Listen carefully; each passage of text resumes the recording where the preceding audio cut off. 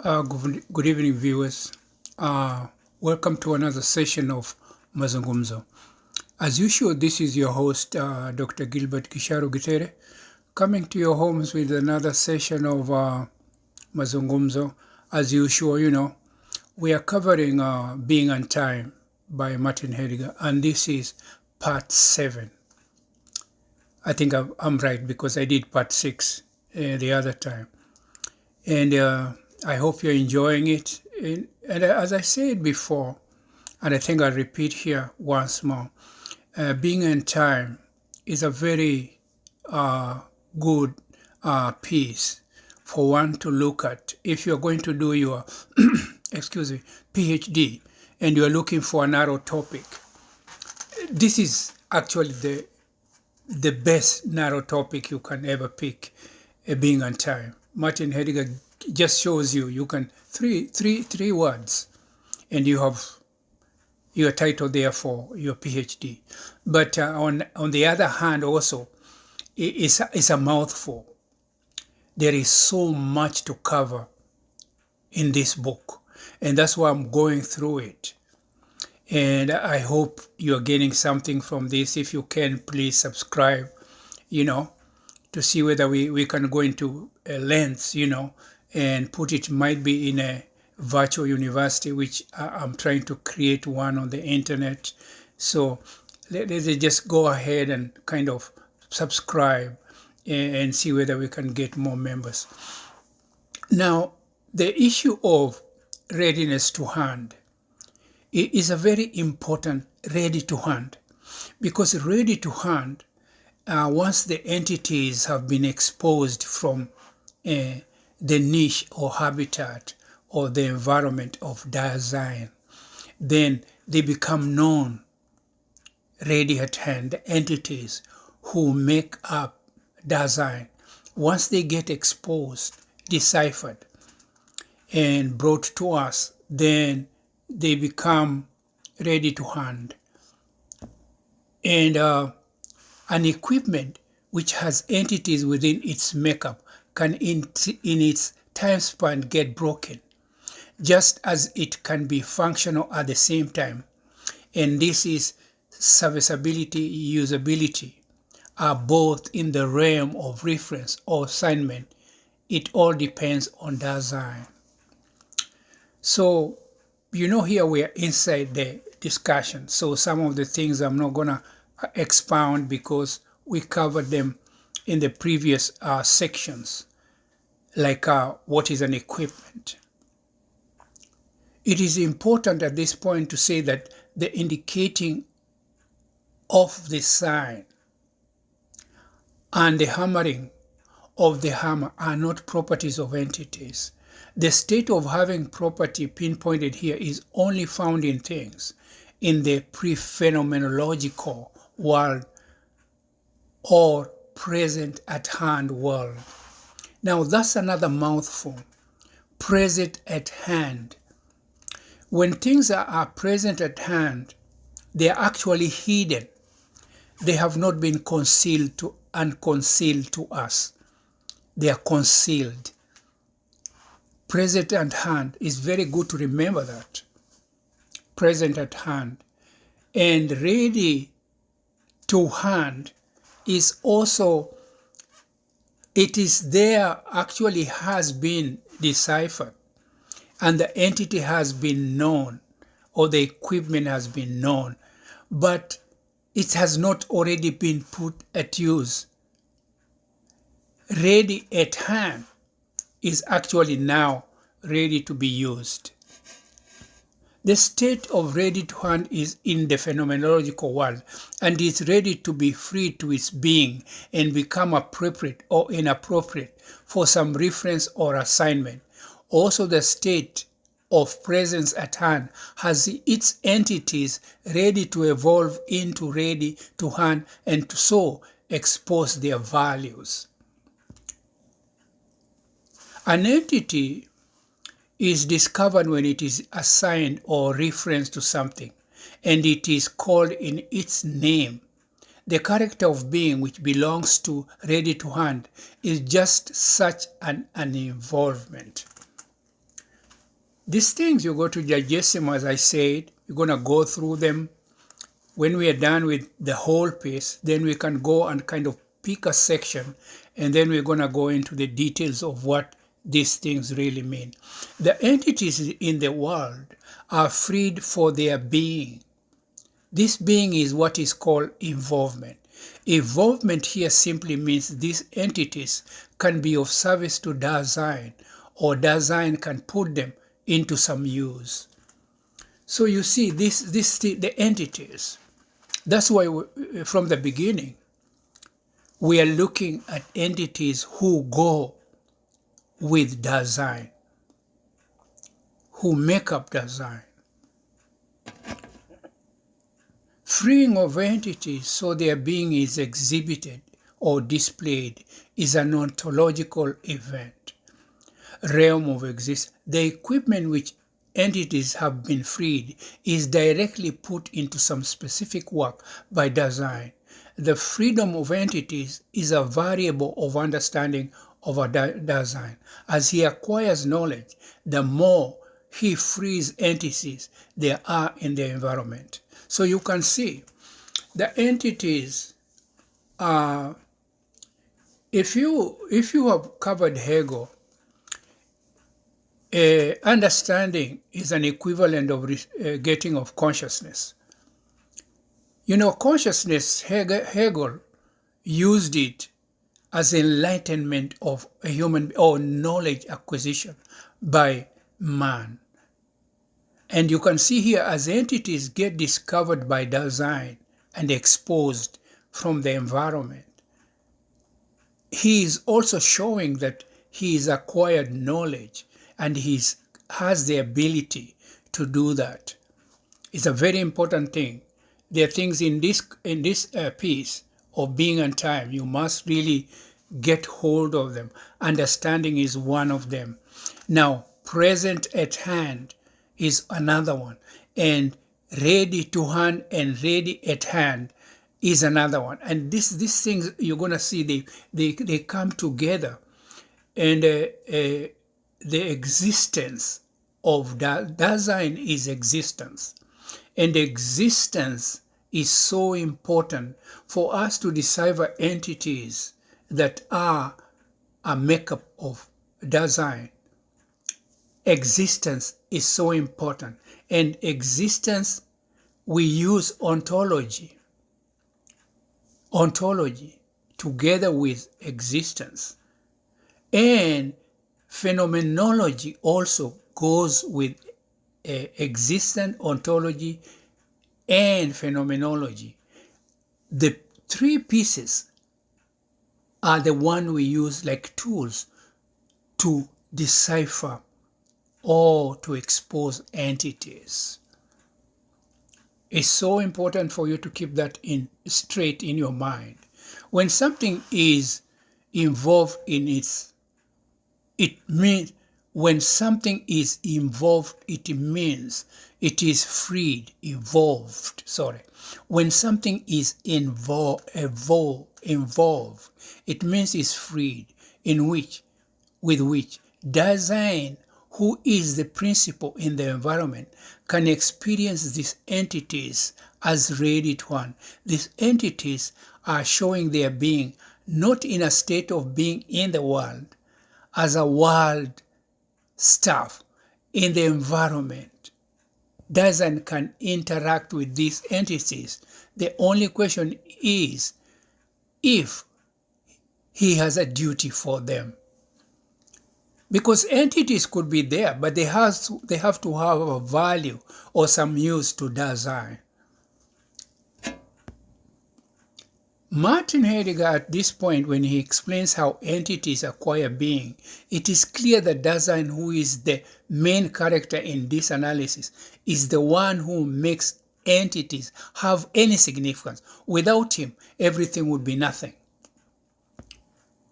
Also at this point, Dasein, who is all the time acquiring consciousness, that's Hegelian, which Martin calls understanding.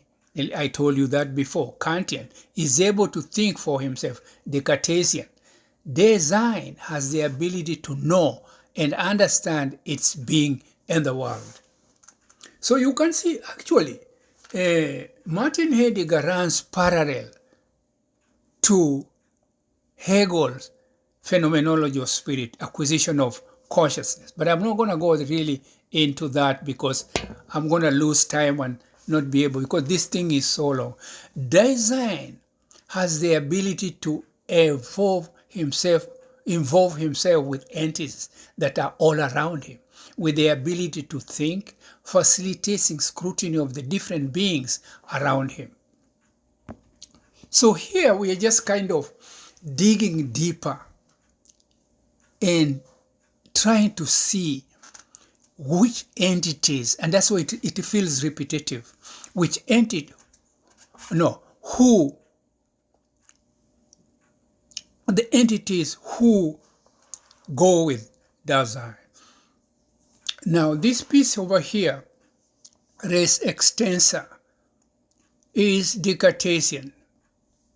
It is the physical things of the world and the spiritual things of the world. It is like body and mind.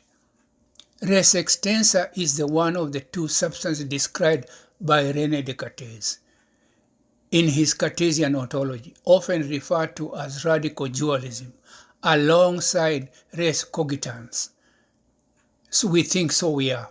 Translated from Latin, res extensa means extended thing, the physical world, while the latter is described as thinking entities, mind and conscious. Descartes often translated res extensa as the corporeal substance, but is something that only God can create. Physical things and spiritual things, simple as that. The foundation of the ontological definition of the world, God, I, and the world, mind, body, ego, cogito, res, corporeal, nature, and spirit. A substance is a self-sufficient entity. It does not need any other entities to be. The being of a substance is characterized by not needing anything, substance, That is kind of, something you can check in depth, substance.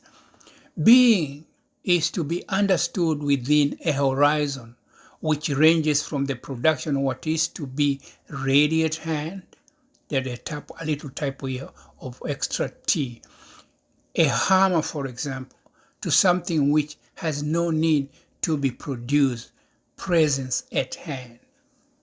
In the final analysis, being, according to Descartes, is not in fact accessible as an entity. It is expressed through attributes, definite characteristics of the entities under the consideration. That is Descartes at his best. René Descartes lived at a time when the Roman Catholic Church controlled all the country's institutions. So here, when we cover being and time, you must actually remember that at this time, the church controlled knowledge. All books were written by monks in the monasteries. Knowledge was the upkeep. They were the custodians. The church was a custodian. And you could not disagree with them. So the intellectual who survived the church, like René Descartes, he had to he had to walk a thin line because he could easily go out of favor with the church. But I'm not going to go into. They controlled all knowledge during that time. When Descartes was expounding the theory of radical dualism, he had to tread carefully. This was a sensitive and controversial area, for the idea touched on spiritual matters concerning religious beliefs. This subject was left to the clergy. At the helm was the Pope. These are things you know. So that's Descartes, towing in a line and, to keep up with our kind of past that, because it's kind of something people really know.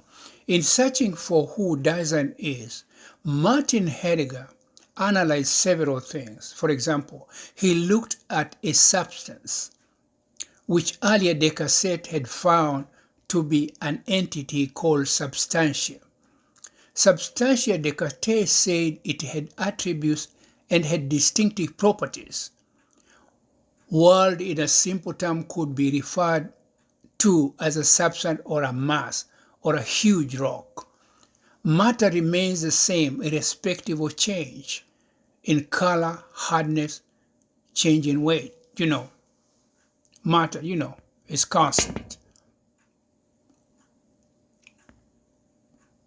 And just to kind of bring you, because these are things covered by, and substances, namely matter has, what makes matter has to have extension, length, breadth, and thickness. This is an extension. Corporal substance, the world. Substantiality is what a mass is, for example, a rock. Matter remains matter even when its color, hardness, its weight changes. These properties do not make it a real being. That which can be divided, shaped, and moved is all possible because of extension. So the being of matter is all parcelled in its extension. So you can see that matter, for it to have that being, the extension is an essential being to matter. So here also, what you can see is that Martin Heidegger is slowly making sure that you start to know what entities are, what, for example, extension and matter. Extension is an entity which matter cannot actually be defined without extension. So that's one being of matter which is important, and that is why he now familiarizing you to kind of also, when you identify like death is an entity which is Daseinian. A being can never be being if there is no end like death. A human being, it has to have entity death. Matter has got to have extension. So you can put that into mind and check about. Martin deals with the issue of God. He says all other things can be produced but not God. As I said before, substance is an entity and needs nothing else to be so.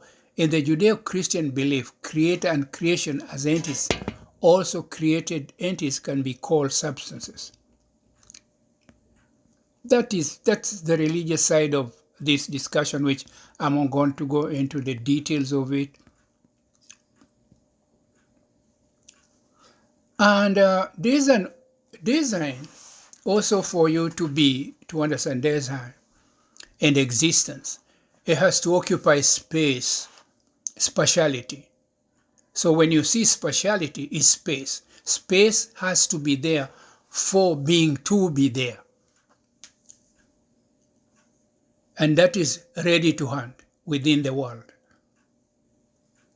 Because you see, it's already available for us as human beings to occupy the space.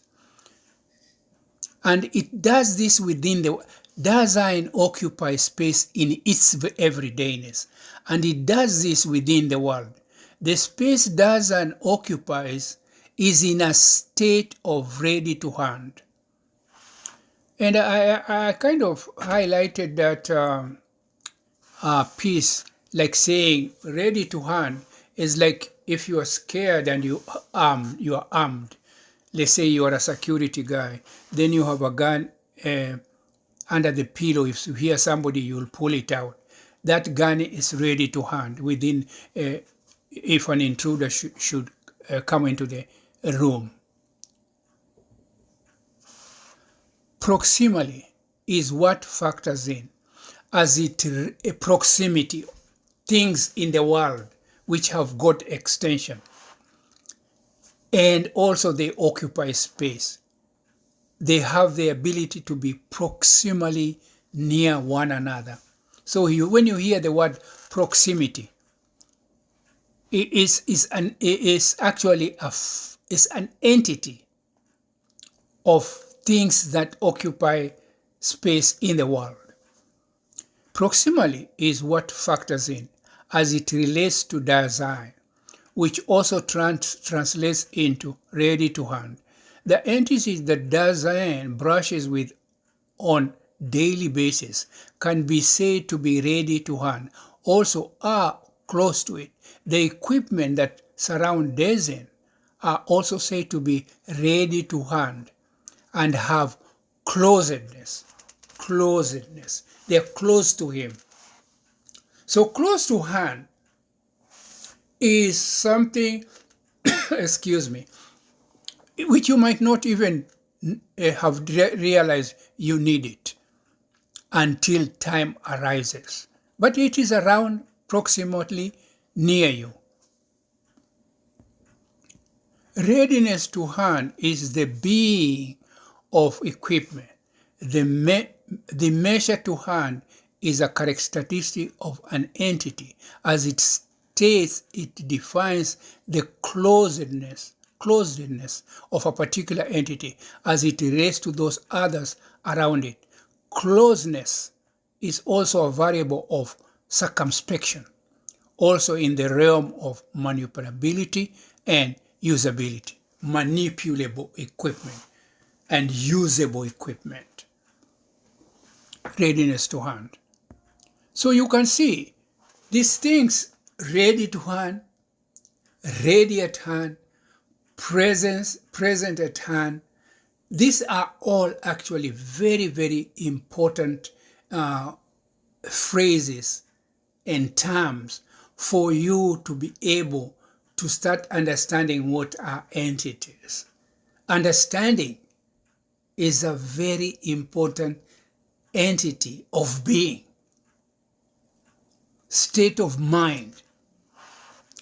And then you'll find the word falling, thrownness, anxiety, moods that human beings have. You are happy, you are sorrowful. These are actually the entities which make Dasein. But you kind of go slowly because they are also very hard to decipher from the world around us.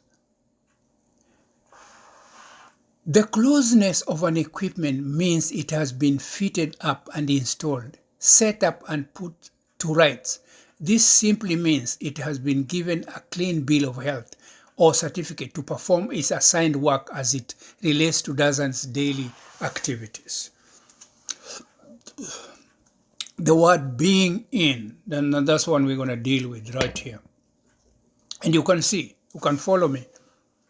Being in defines the speciality of Dasein, but it does not fall in the categories of being present at hand or being ready at hand.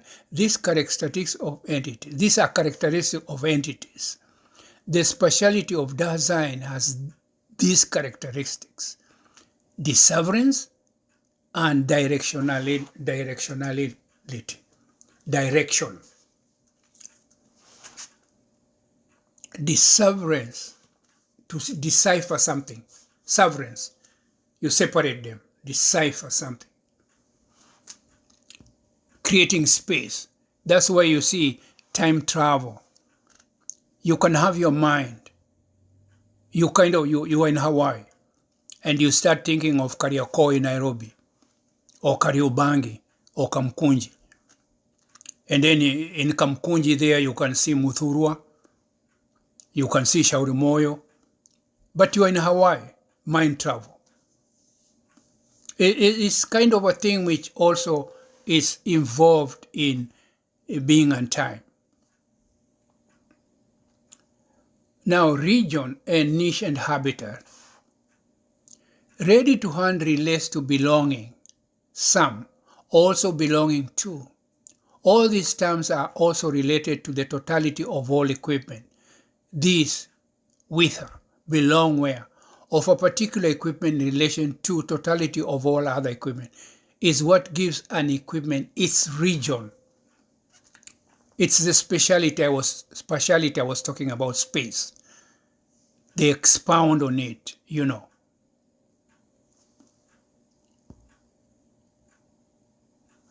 Region has to be identified by circumspection of Dasein, where the equipment falls and fits properly in the realm of Dasein's equipment is all according to his understanding and knowledge.